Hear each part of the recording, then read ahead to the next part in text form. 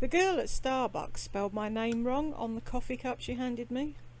It's a normal name, Beth, but she spelt it Bet. Who's named Bet anymore? I can't even think of a current Bet in mainstream pop culture. It's a small thing, but the sore on my tongue starts to tingle.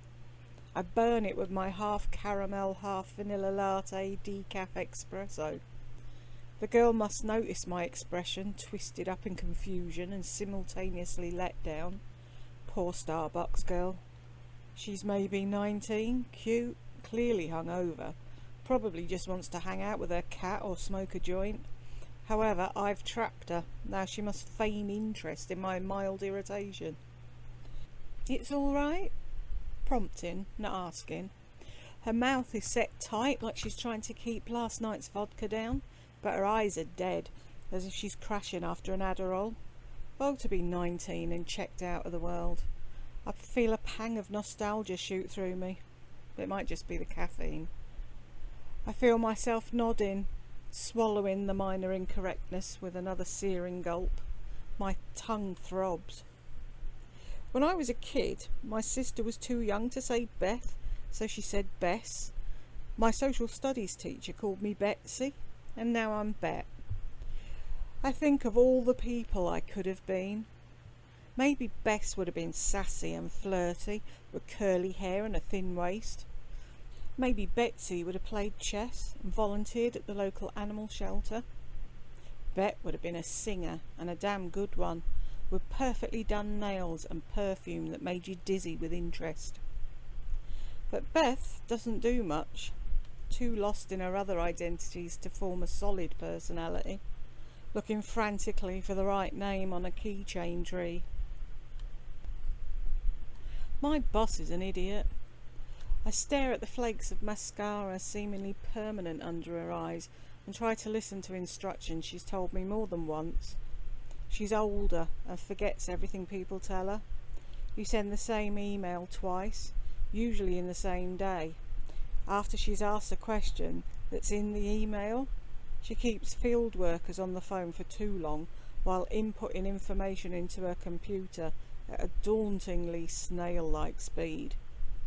Beth, can you please input this into our system? I read over the invoice. It's for a claim I've taken care of. A claim she's asked me to look at least 6 times in the last 2 weeks. I feel the sore swelling, but I snack on Cheez-Its to ignore the sensation. Instead, the salt makes it sting and balloon. My friend May is a bitch. She's always been selfish, but I've never realised she was mean. She tells stories about me, tells them to friends and to strangers. It's been going on for a year at this point. Whenever we're together, out of nowhere, she'll bring something up from my past when I've been foolishly drunk or just stupid. Remember that time you entered that dance competition and fell over on stage? Remember when you peed behind a dumpster because you were so wasted on gin? Remember that time my phone died and you couldn't find me, so you left me at the concert venue? She tells these stories while making direct eye contact, as if daring me to say something back, but I can't. She parties too hard and throws up, but everybody does. I don't hang on to embarrassing stories, it's not me. But May is a bitch. There's a difference in being direct and being mean, and she doesn't understand where that line rests. I realise, staring at her copper eyes, that I hate her. I hate my best friend. I wish I was shallow and hated her for something else, like how flowy she is. Collarbones so pronounced you could serve soup out of them. Dresses with froofy sleeves. I've always admired her complementing colours. How her eyeshadow is perfect every time. I wish I could hate her for that stuff. I wish I was bad at being friends with girls. I wish I secretly hated them for their success and wanted to tear them down. All the things you're not supposed to do as a woman, but we do it because we're human and think evil things just like men. All the binary language I'm mentally using makes me rub my tongue against my teeth. A burst of fresh pain washing over me in a shrill shock, like when you jump in a lake. I chastise myself. It's not men and women, it's people. People are shit. And that's not copper in her eyes, it's dirt. Regardless, I don't hate her for cheap surface things. I hate her because it's been 10 years and she's always been mean. I had just never put a label on it until now. It's a freeing thought. The first time I've ever felt free since I asked the stylist to give me bangs a month ago. Mirinda, if you're out there, you should have told me no. You bit your lip and I thought you were being contemplative, but you were holding back a laugh. I can see that now. May's talking now about something else, something to do with her, because that's how people talk. And I start laughing. I can't help it. I laugh. Sharp barks in her face and she quiets. Her girlfriend quiets. Our friends quiet. I laugh and laugh until my sides hurt and my eyes dot with tears.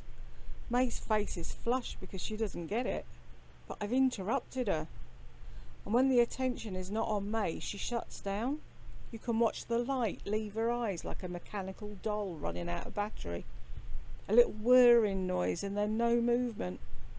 Instead of doing that weird robot-like step and step, the toy falls to its side, suddenly useless.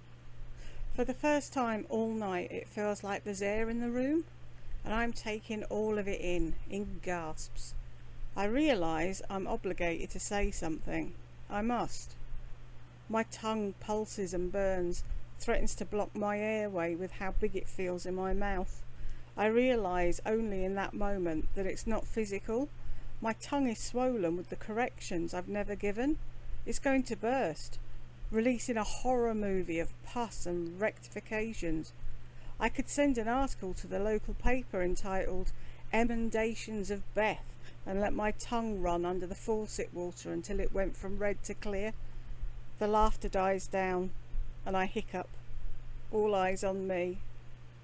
But I'm Beth, so instead I say, just something on my phone.